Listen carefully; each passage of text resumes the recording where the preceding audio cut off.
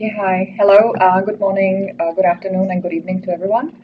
Wherever you are, welcome to this webinar. We are very excited. This is first in a series. And I'm Jana Malinska. I'm leading this new exciting activity. This is a very much cross-sectoral activity together with DG Shankar Sorendehan, who is joining us from Vietnam. And I'll hand over to her to do the introduction. Then I'll introduce our three speakers. Thank you very much for coming. And then we will talk about how we can do more for SMEs in the forest sector. DG, over to you.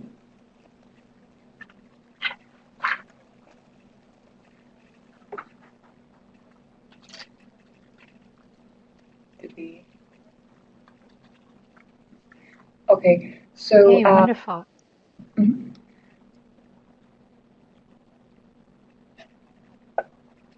We can hear you well, so Great, wonderful. Well, thank you, Jana. And hello and welcome to everyone who's connected to this first of a series of webinars focused on small and medium scale enterprises in the forest sector. So my name is DG. I'm a senior natural resource economist with the Environment and Natural Resources Global Practice of the World Bank. And jointly with my colleague Jana and another colleague, we've been leading this initiative looking at how we can better support small and medium scale enterprises in the forest sector. Before we introduce our experts, I wanted to take a few minutes just to explain why we're doing this series. I'm sure many of you know that there's been a growing interest in small and medium scale enterprises in different sectors, considering their ability to generate jobs and to promote inclusive growth. There are similar opportunities for SMEs in the forest sector. Some studies that were done recently have estimated that SMEs in the forest sector contribute over 50% of the jobs in the sector, and a large percentage of these jobs, or these enterprises rather, are involved in producing timber and non-timber goods and in providing services linked to forests, including tourism, biodiversity conservation, watershed protection, carbon sequestration, and much more. It's estimated that nearly 13.2 million people are formally employed in the forest sector, and an additional 41 million are estimated to be in the informal sector. Now, forests are often well known because of the role they play in mitigating climate change. But they're also an important natural asset for many countries. And in such countries, SMEs in the forest sector can offer a way to bridge the public benefits from sustainable use of forests and their products with growth and job creation. So they really can contribute to delivering sustainable and inclusive growth. So in line with the above, the global practices at the Bank of Trade and Competitiveness, the global practice of finance and markets, and the environment and natural resource practice decided to join forces to see what more we could do to unlock the opportunities in small and medium scale enterprises in the forest sector. So with the support of the Program on Forest, PRO4, we are undertaking a programmatic analytical piece that's focused on enhancing the contribution of SMEs in the forest sector to poverty reduction, jobs, and growth. And our aim is really to look at identifying multi-sector solutions that support the sustainable growth of these enterprises, and as well as improve the knowledge that many stakeholders have about these solutions. So our work is justified for three reasons. One, we feel that it's going to help improve how activities in the forest sector contribute to jobs, poverty reduction, and growth. We're hoping to also bring to important practitioners and other stakeholders user-friendly formatted knowledge on these enterprises, as well as improve how the World Bank engages with such enterprises. And this is something that our independent evaluation group felt was very important for the World Bank to be able to do. We also want to be able to inform investments that are trying to support enterprises in the forest sector or enterprises more generally, and see how they could also contribute to strengthening and helping these enterprises grow.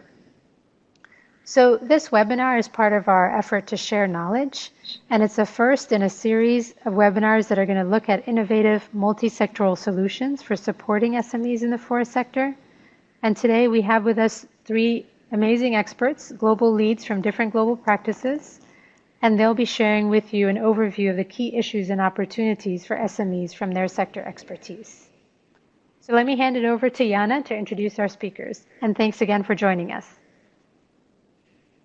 Okay, thanks so much, DG. So let me go from the far side. We have Ellen, who is our Senior Private Sector Specialist in Innovation and Entrepreneurship Practice. She has been working on the issues of entrepreneurship for almost 2 decades, or more than almost 20 years. She's worked in 5 regions. She oversees currently 2 programs. One of them is on digital, one of them is on agribusiness. And she's working on a flagship that is coming soon on growth businesses with the World Bank Group. Prior to joining the World Bank Group, she's also worked with IFC, and then before with the Citizens Energy International in Angola. She holds an MBA degree and a MA in International Relations, and has studies focused on Sub-Saharan Africa. Then we have Paula. Thank you very much for coming. Paula is the Global Lead for Forest, Landscapes and Ecosystem at the World Bank Environmental and Natural Resources Global Practice.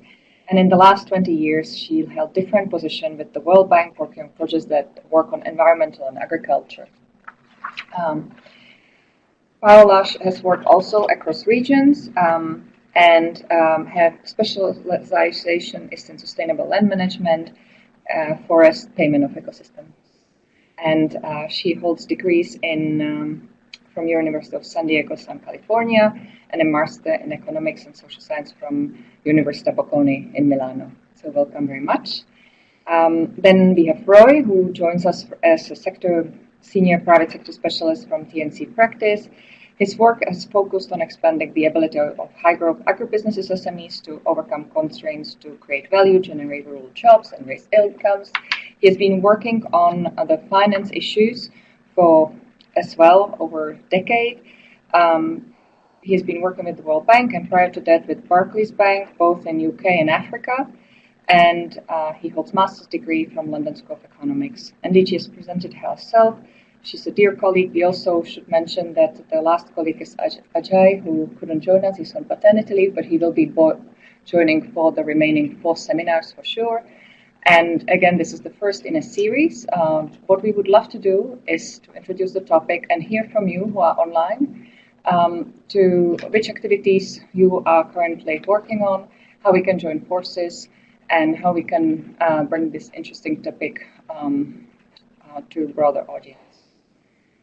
So thank you, and Paula, if you could start your presentation, that would be great. Thank you very much. Okay, good morning to everybody, and thank you for inviting me to this webinar. Okay.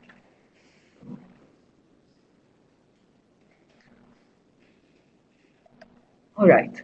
So we use forest in many different forest products in many different ways in our daily life. You know, all the pictures you see here are products that come from the forest. Maybe you don't think about it, and so forest can really contribute to our pathway out of poverty, to taking people out of poverty. If more than millions and millions of people actually depend on forest for their livelihood. And here you have some image that really reminds you how the livelihood of the people is based on forest products. At the same time, if we look at the more global and macro scale, we see that the demand for wood and for forest products is actually expected to grow even more. Just only looking at the formal timber sector, this formal timber sector contributes to about $600 billion to the global economy. We have more than 50 million people who derive jobs from timber activities. The demand for industrial wood is expected to quadruplicate by 2050.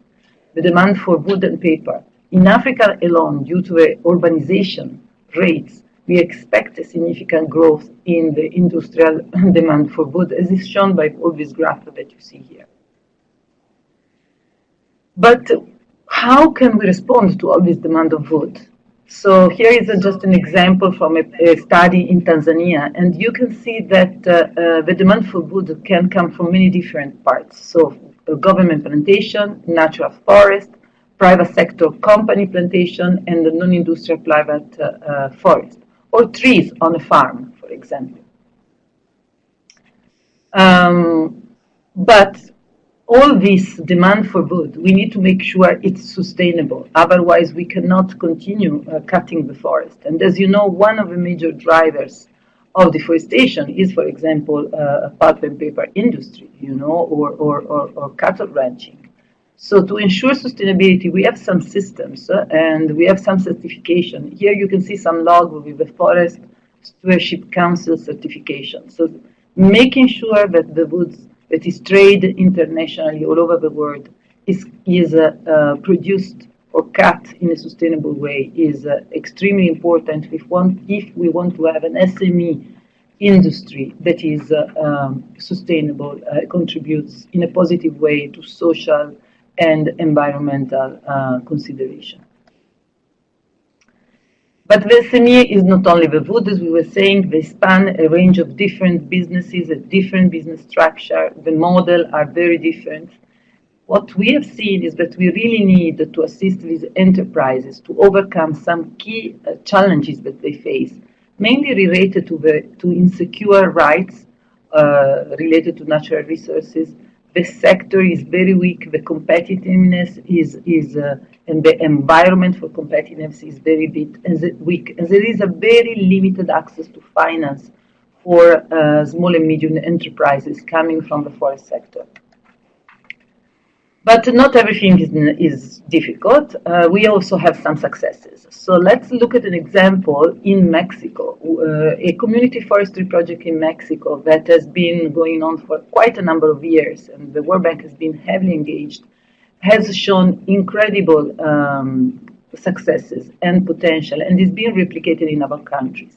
Here, we were together, hand in hand with the government of Mexico, we assisted the communities to organize first and meet what the requirements, the regulatory requirements for sustainable forest management and for having an enterprise that really meets these requirements.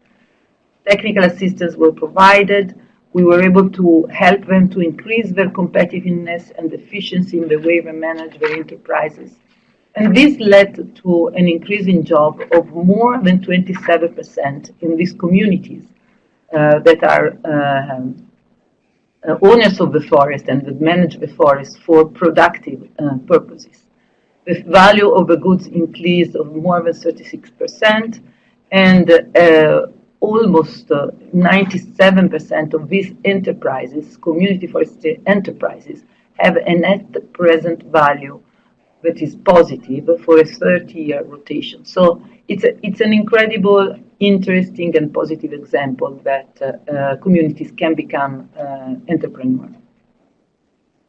But not only, let's move from Latin America to China. Here we see that in China, the World Bank program really helped to formalize land title. As we were seeing before, land rights are a major constraint. So formalizing land title was incredibly important. This gave security to farmers to really start operating in farmer-based association.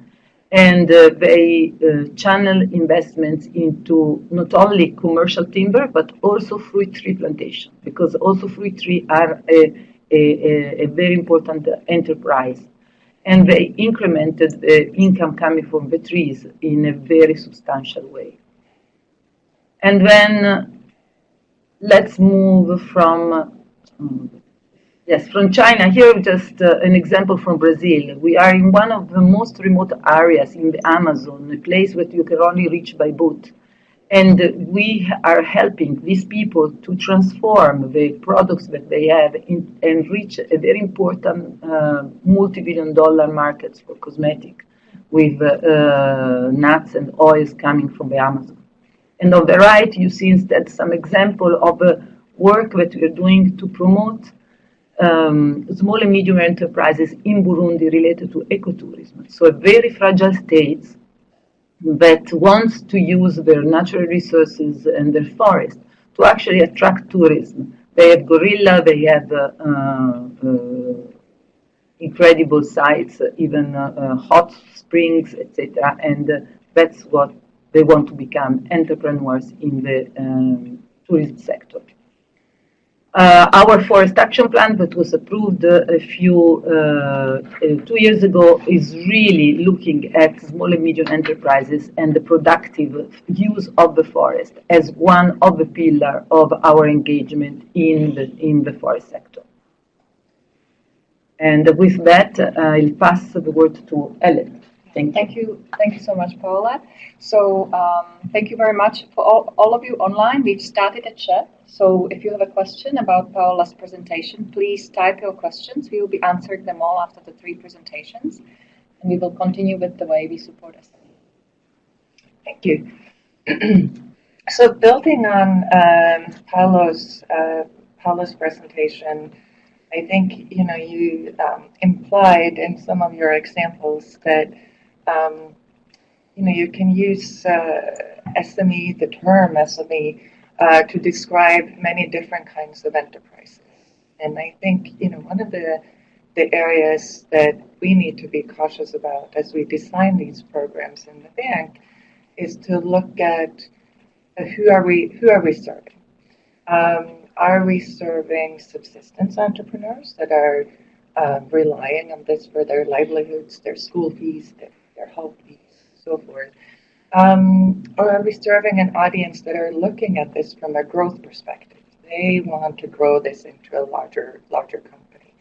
So there's a difference in the orientation of the entrepreneur that's useful to take into account.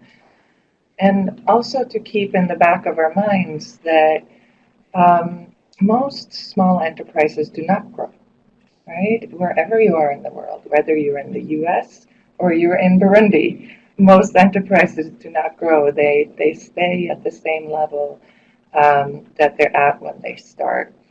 And so normally when I talk about SME development and entrepreneurship, I start with this kind of sobering fact, just because we need to be careful with how we set expectations up front. And there is this balancing of looking at, are we looking at the SMEs from the perspective of wanting to contribute to the competitiveness of the economy, to contribute to exports, to create jobs for others, or are we looking primarily at self-employment? And those two things require different designs. And very often what I see is the two being conflated in project design, and then we end up with results that we're not happy with. So this is an important one to take into account. Another aspect that often comes up is geographic focus, because normally we have to make some selection. This is a map from Zambia. It's just an example. And the dark green shade illustrates where you see highest concentration of SMEs. This is in the food and beverage manufacturing sector, but it could be in most manufacturing sectors. What you find as a general rule of thumb is that even these companies that are focused on using natural resources that are based in certain geographic areas, even they tend to locate their manufacturing companies closer to where the market is. So again, it's a bit of a caution. Be a bit careful about when you make the geographic selection or target selection for your project, because the assumption is very often that the manufacturing firms will also be where you find the natural resources, and that's not always the case. And entrepreneurs make those decisions for many different reasons. They want to be close to the market, or that's where they get higher access to infrastructure that works, like electricity, or being close to the financial service providers, or packaging providers, or others that they need in order to be competitive in the market. So, as I think Paolo alluded to as well, there are lots of different factors that need to come together for an enterprise to be able to grow. This graphic is an attempt from our side to illustrate the different factors to take into account when you look at what are the opportunities for SME growth and what are the challenges that they face. Access to finance is one, reliable infrastructure is another. In infrastructure, two areas that come up a lot is electricity. You can imagine if you're doing, or energy, it doesn't have to be electricity per se, but to run a manufacturing plant, energy disruption can kill a company, right? And so you can have the best go-to-market strategy, you can have great access to finance, you can have great inputs, but if your production line constantly gets disrupted by downfalls in electricity, you're not going to be able to. You can see I've highlighted this element around markets, scalable, accessible, and viable markets. It's because when we prepare paths, normally this is the most overlooked part. We're very good at looking at all the constraints related to that SMEs face, but then we forget to look at, and it sounds silly, but very often we forget to look forward and have a consultation with the buyers of the products that will come from the SMEs, and ensuring that that market is viable, and talking to them about what is that gap between what they're looking for in the market and what the SMEs currently. There's a whole toolkit available around being able to assess these opportunities and challenges. We can probably send out the link later for everyone to be able to access to it. So after you've done this diagnostic and identified the opportunities and challenges, the next part is really about how do you zero in on the constraint that you want to resolve through your project. Normally it requires a combination of interventions, but I'm just, for the sake of time, going to focus on one, which is around firm level capability. And Roy will then talk more about the access to finance piece of this. And perhaps later on in the series we could talk about some of the other constraints. But I'll focus in now on the firm level capability. So when you're talking about value addition in whether that's in agri-food or it's in forest products, there's a range of capabilities that come into play. Very often what we see in SMEs are three core weaknesses. One is in cash flow management, which has to do with using the resources that they do have access to more efficiently and being able to understand the true costs that they're facing. Very often there are weaknesses there. So they might have an accountant if they're more sophisticated, but they don't, the owner and the manager doesn't have a good handle of cash flow management, which then affects access to finance as well. Right? Sales is another one. Having a good sales strategy, promotion strategy, distribution strategy, having that figured out is often an area of weakness. And then in manufacturing, related to the cash flow management, is the manufacturing practices. Is it run in an efficient way so that they don't end up with a lot of wastage in the manufacturing? So those are some of the, just a few of the key areas to look out for. The other part to look out for is this stage of the SME. So when you're first starting, you're going from having an idea to set up a business to actually setting it up. Your needs are quite different from when you're an existing SME that's looking to grow. That affects both your capacity building needs, your finance needs, and your finance challenges. And it affects how you respond to policy and regulatory incentives that are introduced. So just as one example, many countries have tax incentives for certain types of companies. When you're at the idea stage, tax incentives doesn't help you, right? Because you haven't started earning revenue yet. If you're an SME that's looking to grow, perhaps then it helps, right? So being mindful of where are you intervening in this business life cycle is important.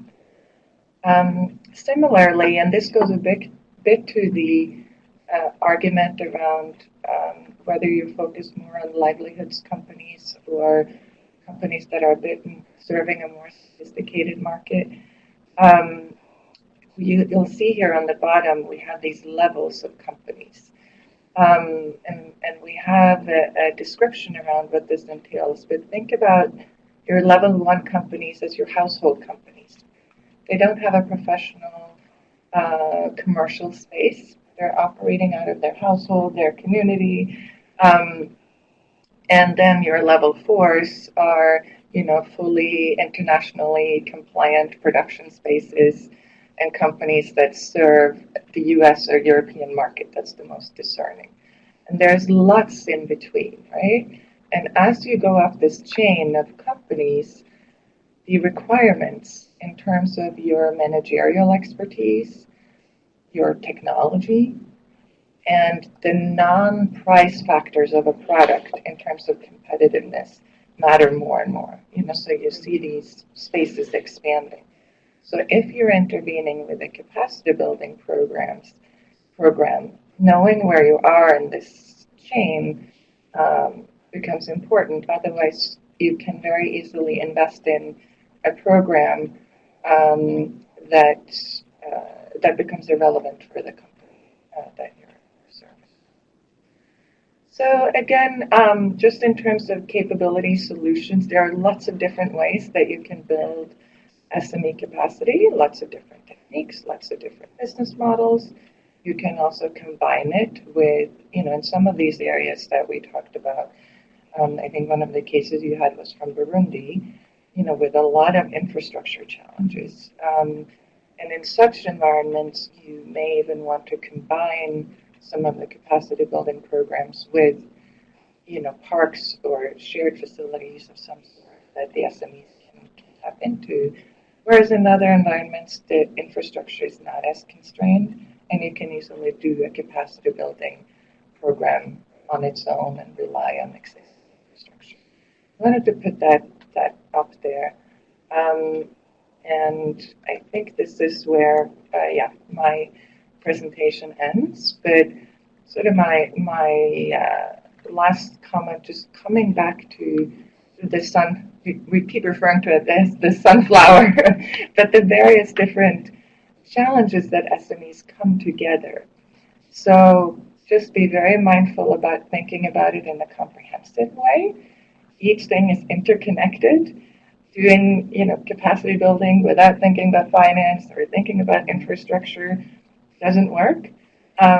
So even if your program is a finance program or capacity building program, take in mind this comprehensive diagnostic. Thank you. Thank you so much. I think it will be interesting to discuss further how the tools that the SME team has at its disposal can be joined with the forestry specialists. Yeah. I know you have to go to the meeting for review one of the projects because you have peer review. Thank you so much. We are collecting questions, so please do post them.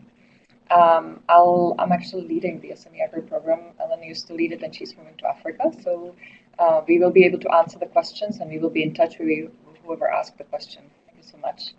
And we will go to Roy. Thank you very much for inviting me. It's always a pleasure to come and speak about SME financing. I'm very excited to be here. Let me just take the mouse to move between the slides. Okay. Again, I'm going to be very quick talking about the background before we get into the solutions, because obviously no one's going to be surprised to know that a critical constraint to SME growth, irrespective of whether it's urban or rural SMEs, is access to finance. The story is very well known, and we know that half the time SMEs are prevented from growing to their full potential because of their inability to access finance. And even when they can access finance, Often it's through informal or less ideal channels than the formal sector, which again damages profitability, damages growth potential, and leads to a kind of stasis that prevents SMEs from really meeting their potential.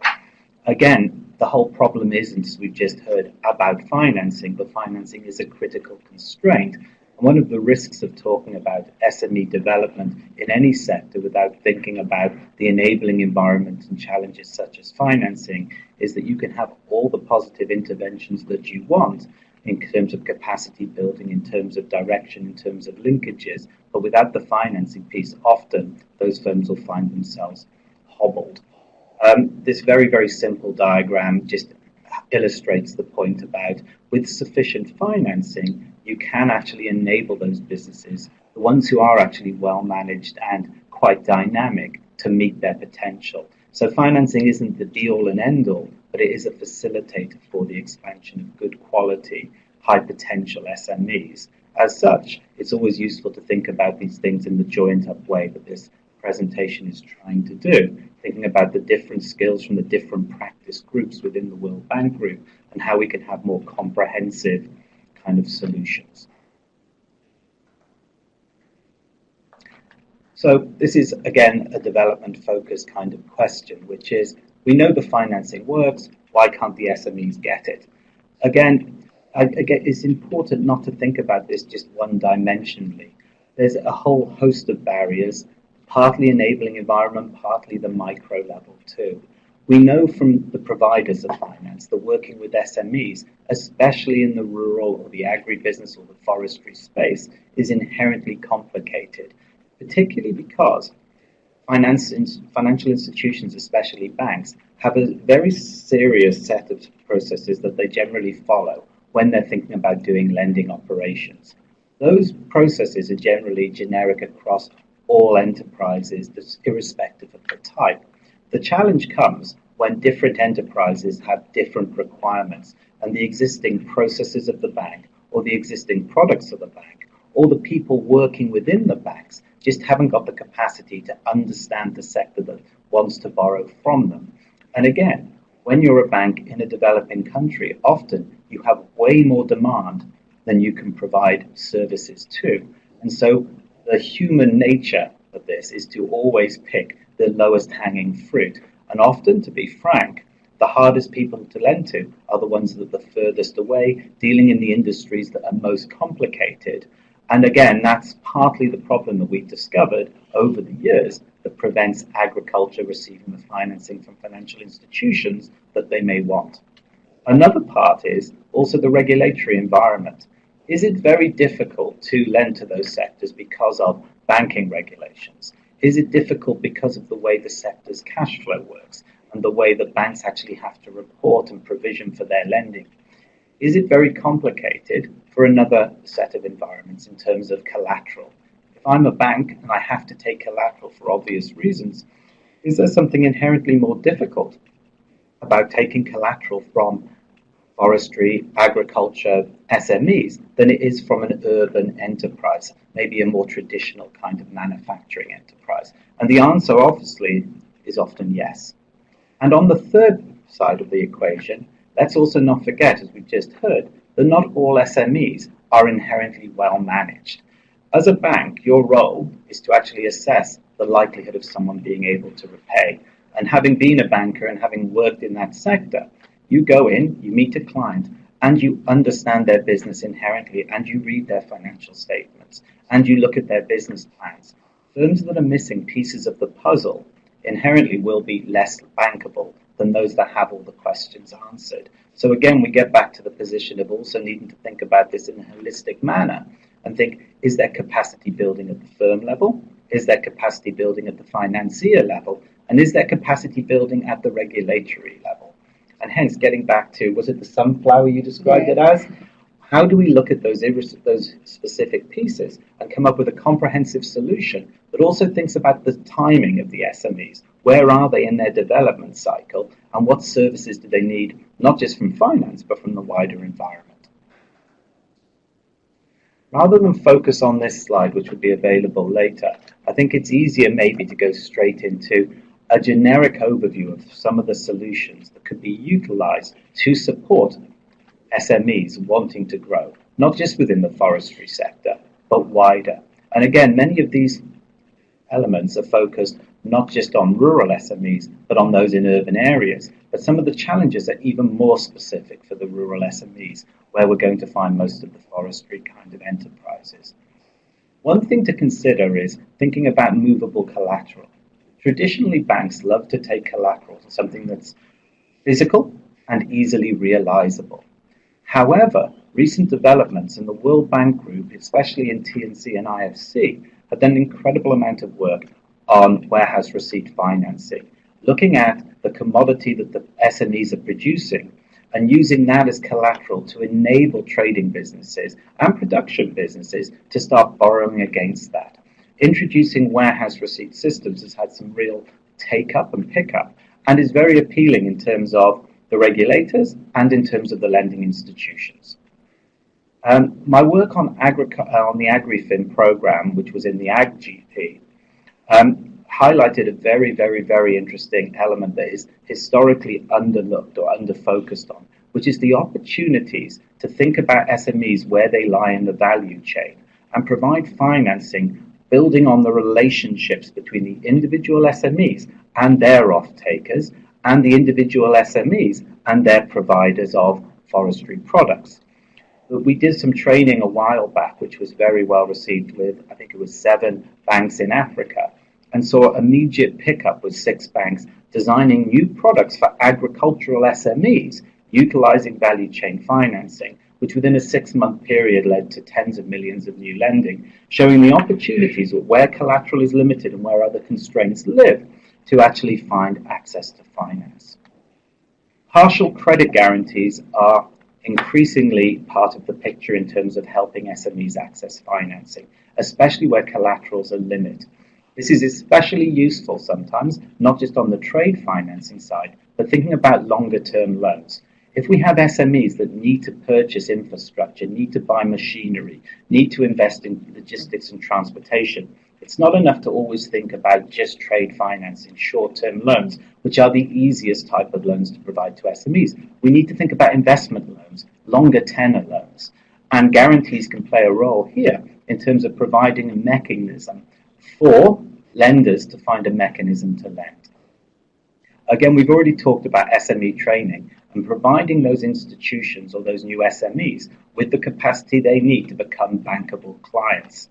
Many years ago, when working in the fair trade world, we worked with Root Capital, or Root Capital did a very nice program called Porfin in Latin America, where cooperative groups of rural populations and agricultural cooperatives were trained up with support by IDB in terms of building up their managerial excellence. They work with financiers to understand what criteria they look at with those SMEs and actually targeted training at those individuals. It can be done, it's time consuming, it's costly. But again, going back to Ellen's presentation, if you don't think about this in a holistic way and you miss the pieces, those are challenges too.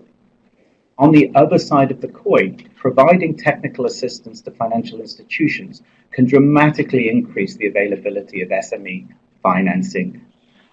With the AgriFin program, which was originally hosted by Ajay Nair, and then I moved on to work on, we had an incredible amount of success in working directly with 10 institutions and driving hundreds of millions of dollars of new agricultural, both smallholder and SME financing. And later on, by building a network of banks that shared their own expertise with each other in terms of driving lessons there, both for products, processes, and personnel. Investment funds are obviously a new way of looking at things as well, which are having some very interesting traction. And what I am very interested in, and I know that work from the global lead in ag financing is moving forward on this, are royalty-based financing. The ability to think, is this all about traditional lending products? Or can SMEs who have high growth potential also be very interesting for investors to actually lend the money, but based on returns on the growth of that firm? As that firm produces more goods, as that firm starts to increase its revenues, can a share of the revenues go back to the lender? So almost a form or a quasi-equity based investment financing. And the final consideration, which I think is very relevant for forestry, is the thought of blended finance. There are an incredible amount of pools of liquidity out there, and pools of technical assistance and pools of support, looking at climate smart agriculture, looking at climate mitigation and adaptation. If we have SMEs who are playing a role in that, is there a way of linking them to these sources of blended finance, be it subsidized loans, be it additional pools of liquidity, be it guarantee services? There must be an opportunity there to think, if we have SMEs working in forestry who are having positive climatic outcomes, can we capture that benefit and also then link them to those providers of services to facilitate additional financing? Again, this is a very quick overview, but if people have questions, we'll obviously be able to address those. Yeah, thank you. Excellent. Thank you so much. Thank you, everyone. Just to summarize, before we go to questions, we do thank you for joining this introductory webinar. What we wanted to do is to have a general overview of the three practices, of the three areas that are joining forces. And I guess the main message here is SMEs in forestry are very interesting. What we would love to see is to how we can deploy some of the SME tools we have and the financial tools we have better to serve those SMEs in the forestry sector. We've been working on the SME side. We've been working very much on agribusiness. We've been working on ecotourism firms. We've been working on SMEs in general. I think that there hasn't been much that our team has done in forestry, other than, they are part of that package, but we really specifically haven't looked systematically at the forestry SMEs. And in order to do that, we do need help of the forestry specialists to help us understand those SMEs better and that sector better. So with DG and Ajay, we've started, there are a series of ongoing activities. We've commissioned a global study on forestry SMEs that will help us cover the entire sector and look at the value chain, at the constraints, and we are applying the tools we have, the framework from the Sunflower, and the tools that the SME finance team submitted into that framework that we developed jointly. We are looking to do 3 country diagnostic studies. The first one is in Vietnam, and we are still talking to teams to understand where else we should focus. What would be an interesting country where we have the SME, finance, and forestry teams working together, so we could work together. And we will be continuing this webinar series. And it will be great to hear from colleagues where we will focus next. So that's as a way of introduction. We'll go into questions. Before we do that, Digi, is there anything you would like to add and also to close this session? Thanks, Jana, and thanks also to Paula and to Roy and Ellen who had to leave. I think we already have a few questions that have come through, so maybe we could just dive right into questions. Okay, excellent. So I guess one of the things that I think the presentations highlighted was the fact that there are, as you mentioned, Jana, a lot of different ways in which SMEs are getting support. And so one of our participants has actually said, that's very helpful and informative presentations, especially on financing and building capacity. But what do the panelists see as sort of the specific set of needs for SMEs in the forest sector? So I'm wondering if one of the speakers or experts could respond to that. Another question that's been raised is regarding the informal sector, and tying the point that Ellen mentioned that not all SMEs may be interested in growing. The question is, how do we help those in the informal sector that are interested in growing? And a third question, again, that ties back to something Ellen raised about the different types of capabilities that SMEs need to have. The question is, how much assistance that's already in place or available for SME capacity building would be readily transferable to the forest sector without having to make many more adjustments or investments to the kind of capacity building that's being provided. So me, just share those 3 questions, and hopefully we can hear from our experts and also you, Jana, on some thoughts on how we might answer that. Thanks. Okay, let me start. Thank you very much for the question. So the forest sector, well, I think that everybody's saying that being so remote is just for the fact of being located where it is located is more difficult because all these potential entrepreneurs or actual entrepreneurs, they have less access to everything. I would start not even from finance, it would start from knowledge, if you want. Just knowledge on how to get access to a lot of things that you need for a market. So my sense is that this remoteness is what really makes very much more difficult the forest SME, because if you are anyway already based in an urban setting, just by osmosis you learn what is needed from others. While if you are sitting in a rural area in a forest and you don't see many other SME, you also don't grow up with an idea of what an SME should be and what you would need, right? So I think that's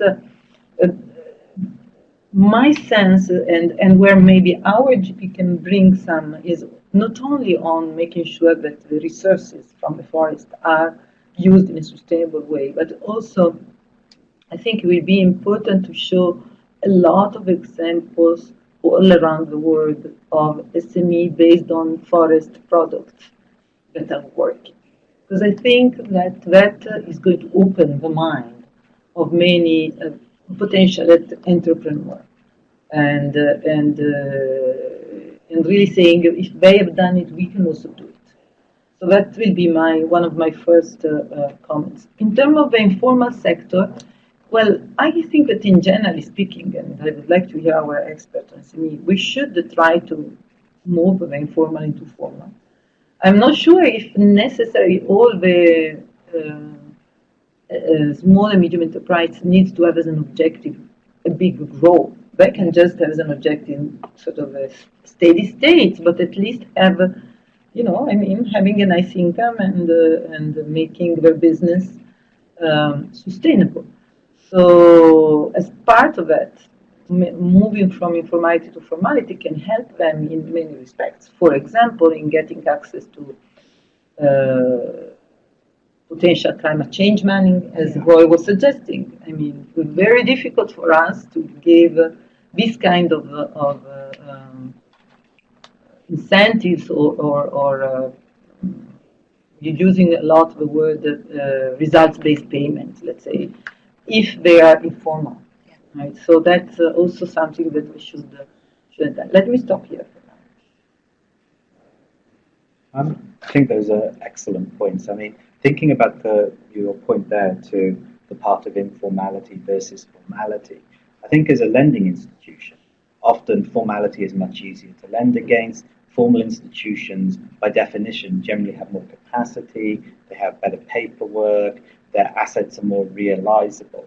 However, there are mechanisms where if you have an informal institution, you can still find financing, be it through non-bank financial institutions, be it through other mechanisms.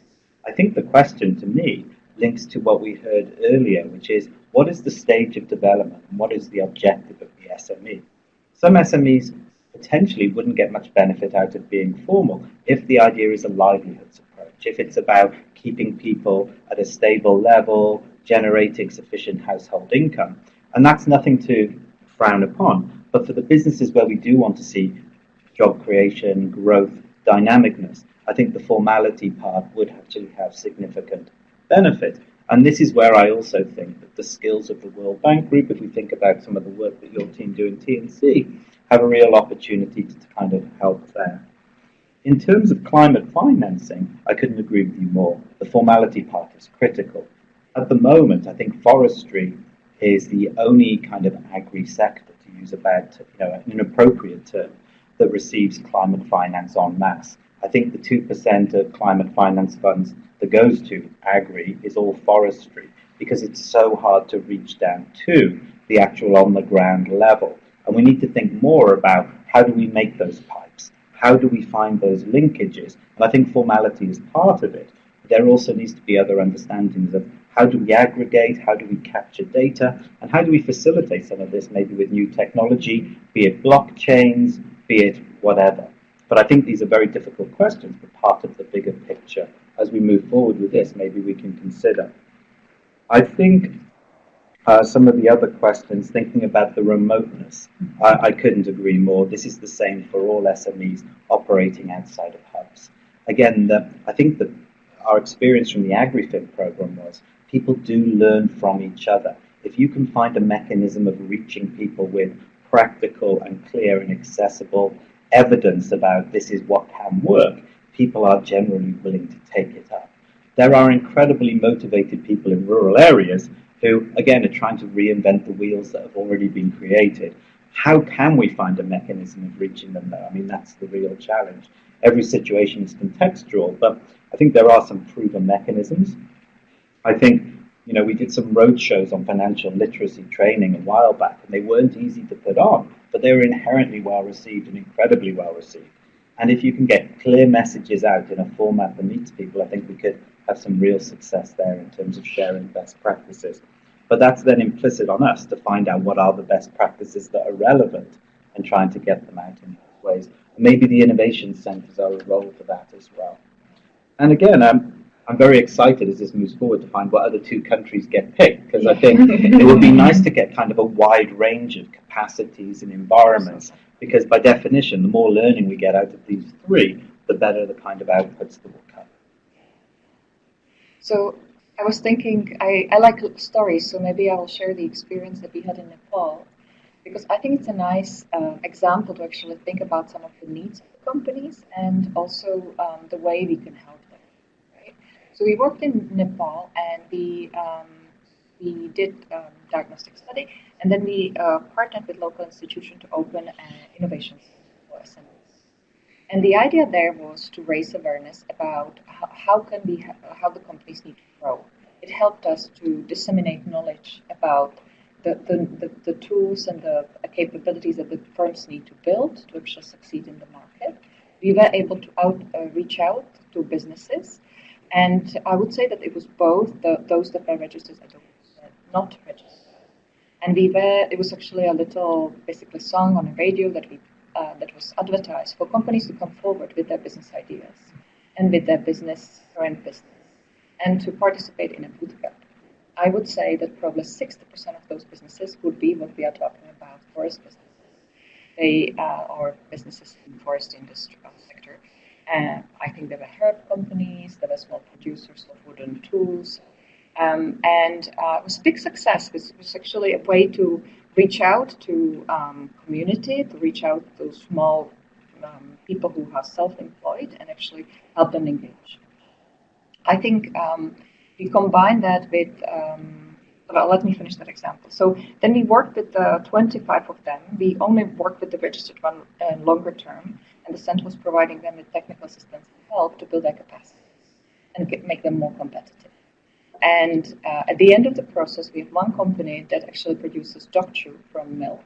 The milk is collected across the mountains, and those dog chews are currently being exported to the United States. They managed to actually advertise well, and their export strategy led them to the market. And it's a big success.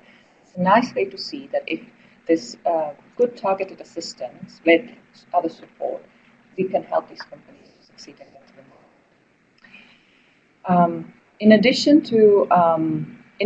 to the center, we've also been working on regulatory environment, and that's something we should mention when we talk about the informal sector, right?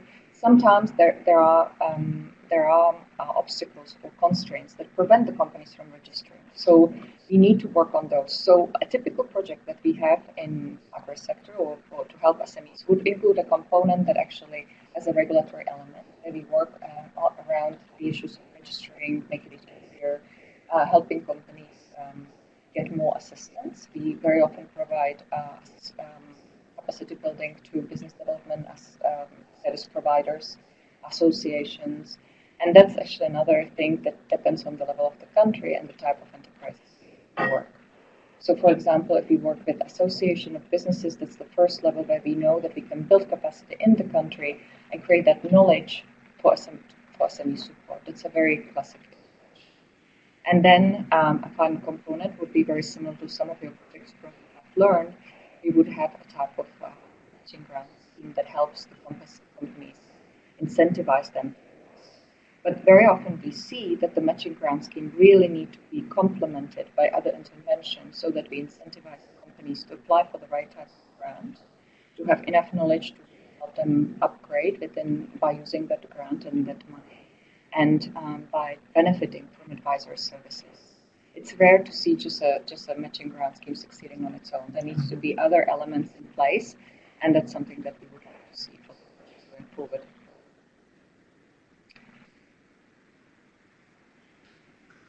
Those are great answers and very helpful.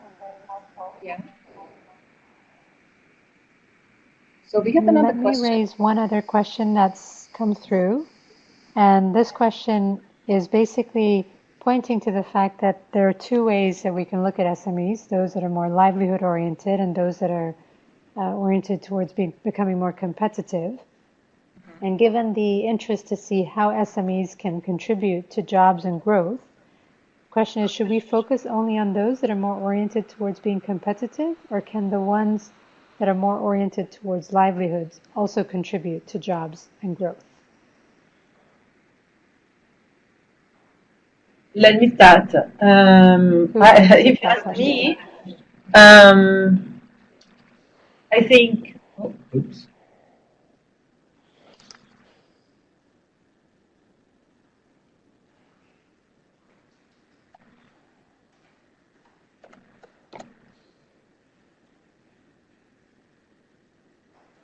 Hello, we're back. Okay, so if you ask me, having worked in so many countries where the livelihood one are actually extremely important. I mean, I think that my sense in the forest sector is that you need to start step by step. So the livelihood one, just start with that. I mean, don't start thinking that you are the great. You're in the middle of the forest. Don't think that you are the greatest entrepreneur that can export immediately to Europe or to. So start small and then grow and then see how the market goes, how your enterprise goes. So I think it's assisting the livelihood part. It's incredibly important, and I think that. Even if some of the enterprises stay at the livelihood level, it's not a major problem, at least for me coming from the forest sector, as long as it's sustainable. There is a range of entrepreneurs that maybe are not interested in making the jump because it's too risky, or even if the returns might be higher, it requires a level of willingness to take risk that maybe not everybody has. And I'm thinking also in terms of a lot of gender-related enterprises. I mean, enterprises run by women, but maybe they want to start small. Maybe at the beginning they have other objectives, which is, having the money to send their kids to school, and they don't want to risk that capital. And maybe they stay for a few years like that, and then they might decide to make, to go bigger. So definitely, I think that an important focus should be on the livelihood ones.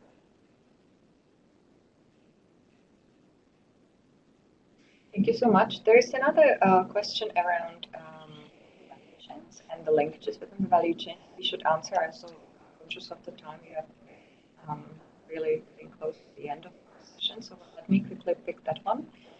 The question is whether, in order to increase the participation of SMEs in the value chain, we should also work on improving the quality of the product being developed and compatible with the local capacity, assuming that not necessarily the end product to the consumer, but the creation, associating co-ops, and aggregate enough volume to supply large, more valuable supply chain.